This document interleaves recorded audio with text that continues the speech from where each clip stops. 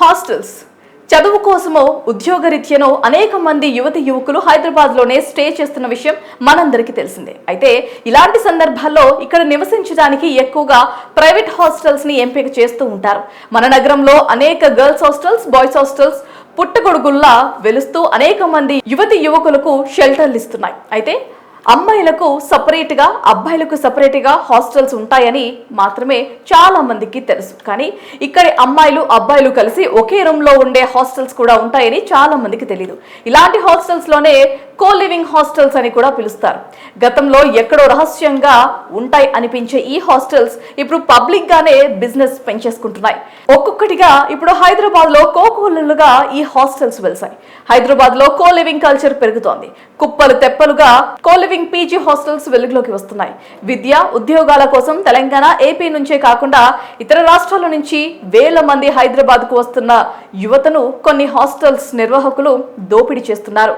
Co living పేరిట కొత్త దందాను తెరలేపుతున్నాయి. అంతేకాదు వీటిపై ప్రకటనలు కూడా కురిపిస్తున్నాయి. దీనికి సంబంధించి పూర్తి వివరాలు ఒక్కసారి తెలుసుకుందాం.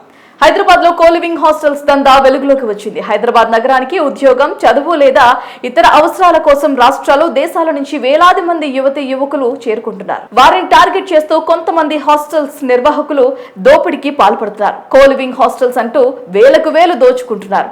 హైదరాబాద్ లోని చాలా ప్రాంతాల్లో ఈ కో లివింగ్ హాస్టల్స్ పెరుగుతున్నాయి. మాదాపూర్, జూబ్లీహిల్స్, హైటెక్ సిటీ, బేగంపేట్, కుకట్పల్లి వంటి ప్రముఖ ప్రాంతాల్లో ఈ హాస్టల్స్ ఎక్కువగా ఉన్నాయి. ప్రస్తుతానికి కొందరు హాస్టల్స్ నిర్వాహకులు తమ హాస్టల్స్ అసాంఘిక కార్యక్రమాలకు కూడా అడ్డాగా మార్చుకోవటం ఒక పెద్ద సమస్యగా మారింది.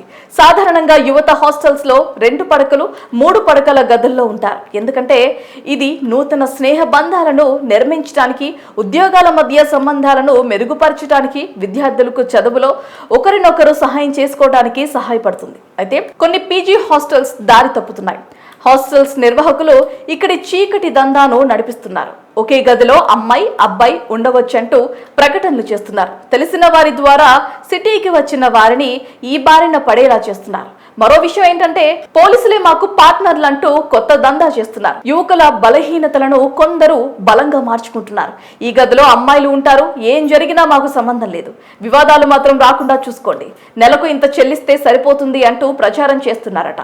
అయితే వారి మాటలు విని వేలకు వేలు డబ్బులు చెల్లించి మోసపోయిన వారు కూడా ఉన్నారని తెలుస్తోంది.